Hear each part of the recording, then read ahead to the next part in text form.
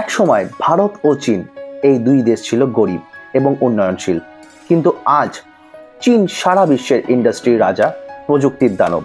আর আমরা এখনো পিছিয়ে কেন? চলুন জানি চীন কিভাবে উন্নত দেশ হলো আর ভারত কি করলে চীনের মতো হতে পারবে। তাই ভিডিওটি খুবই ইন্টারেস্টিং হতে চলেছে, ভিডিওটি সম্পূর্ণ দেখুন। আর ভিডিওটি ভালো লাগলে ভিডিওটিকে লাইক এবং চ্যানেলটিকে সম্পূর্ণ বিনামূল্যে সাবস্ক্রাইব করতে ভুলবেন না। তো চলুন ভিডিওটি শুরু করা যাক।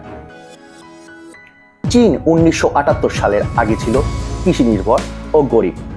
তারপর এক বিপ্লব ঘটালো ডেং শিওপিং এর ইকোনমিক রিফর্ম। চীনের অর্থাৎ চায়নার উন্নতির প্রধান কারণের মধ্যে প্রথম কারণ হলো সরকারি পরিকল্পনা ও ডিসিপ্লিন। চীনের সরকার পরিকল্পিতভাবে 5 থেকে 10 বছরের টার্গেট ধরে কাজ করে এবং প্রশাসনে দুর্নীতি খুবই কম, প্রায় নেই বললেই চলে। কারণ নাম্বার 2, বড় ইন্ডাস্ট্রিয়াল জোন ও এক্সপোর্টের উপর ফোকাস। চীন তৈরি করলো বড় ইন্ডাস্ট্রিয়াল এলাকা, যেখানে বিদেশি কোম্পানিকে দিল জমি, কর ছাড়, শ্রমিকের সুবিধা। তার ফলে অ্যাপেল, স্যামসাং, টেসলা সব চীনে প্রোডাকশন শুরু করলো। চীনের উন্নতির কারণ নাম্বার 3 হলো প্রযুক্তির কপি এবং রিসার্চ অ্যান্ড ডেভেলপমেন্টের প্রতিষ্ঠান বা রিসার্চ অ্যান্ড ডেভেলপমেন্টকে এগিয়ে নিয়ে যাওয়া। চীন শুরুতেই প্রযুক্তির কপি করা শিখেছে, পরে শিখেছে নিজস্ব ব্র্যান্ড তৈরিতে। তার জন্যই শমি, হুয়াই এর মতো সমস্ত রকম ব্র্যান্ড চীনে তৈরি করেছে। প্রযুক্তির কপি এবং R&Dতে বিশাল পরিমাণের খরচা করা এবং রিসার্চ অ্যান্ড ডেভেলপমেন্ট গড়ে তোলা কিন্তু তাদের এগিয়ে যাওয়ার বা উন্নতির অন্যতম কারণ। 4 নম্বর কারণ দারুণ ইনফ্রাস্ট্রাকচার। হাই স্পিড ট্রেন, উন্নত রাস্তাঘাট, বিদ্যুৎ, জল পৌঁছে দিয়ে গেছে প্রতিটি কারখানায়। 5 নম্বর কারণ শিক্ষা ও শ্রম নীতি। শিক্ষা ও কারিগরি প্রশিক্ষণের উপর জোর দিয়ে দক্ষ শ্রমিক তৈরি করেছে চীনের সরকার।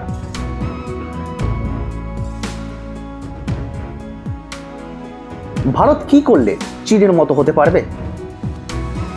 ভারতের সামনে এখন অনেক সুযোগ, কিন্তু দরকার কিছু গুরুত্বপূর্ণ পদক্ষেপ।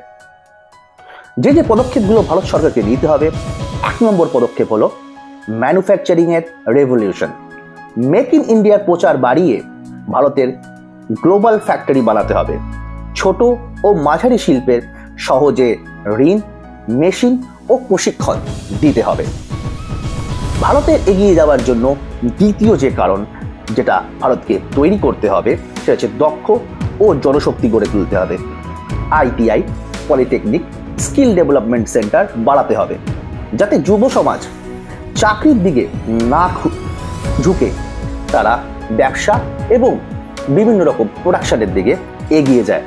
এর জন্য সরকারের সহযোগিতা খুবই দরকার। 3 নম্বর যে স্টেপ ভারত সরকারকে নিতে হবে, শিক্ষা ও গবেষণায় বিনিয়োগ করতে হবে।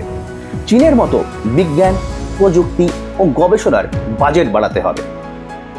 AI, রোবোটিক্স, EV, সোলার এগুলোর জন্য ল্যাব, ইনোভেশন সেন্টার দরকার এবং এগুলোকে কিন্তু ভারত সরকারের কিন্তু আরো পরিমাণে ইনভেস্টমেন্ট করা উচিত। ইনফ্রাস্ট্রাকচারের উন্নয়ন, বিদ্যুৎ, রাস্তা, ইন্টারনেট সব জায়গাতে পৌঁছাতে হবে দ্রুত। পোর্ট, রেলওয়ে ও হাইওয়ের উন্নয়ন খুবই জরুরি। 5 নম্বর যে পয়েন্ট সেটা হচ্ছে দুর্নীতি কমানো ও সহজ ব্যবসা নীতি। ব্যবসা খোলার নিয়ম অনেক সহজ করতে হবে। এছাড়াও ব্যবসা খোলার জন্য সহজ ব্যবসা নীতি করতে হবে এবং দুর্নীতি অর্থাৎ করাপশন কিন্তু প্রত্যেকটা সেক্টর থেকে পুরো সম্পূর্ণভাবে কমিয়ে ফেলতে হবে। এক্সপোর্টে ফোকাস। ভারত যেন বিদেশি জিনিস ব্যবহার করার জায়গায় বিদেশে যেন আমরা জিনিস তৈরি করে পাঠাতে পারি, তার জন্য special economic zone, tax holiday এইসবের দরকার। তাই ভারতে এই পয়েন্টগুলো কিন্তু ফোকাস রেখে এগাতে হবে। বন্ধুরা, চীনের উন্নয়ন একদিনে হয়নি। পরিকল্পনা, কঠোর পরিশ্রম ও দূরদর্শিতা তারা সফল। ভারত পারবে যদি আমরা সবাই সচেতন হই, সরকারকে চাপ দিই, নিজেরা কিছু করি এবং ভারত সরকার কিন্তু উদ্যোগ নেওয়াটাও খুব জরুরি।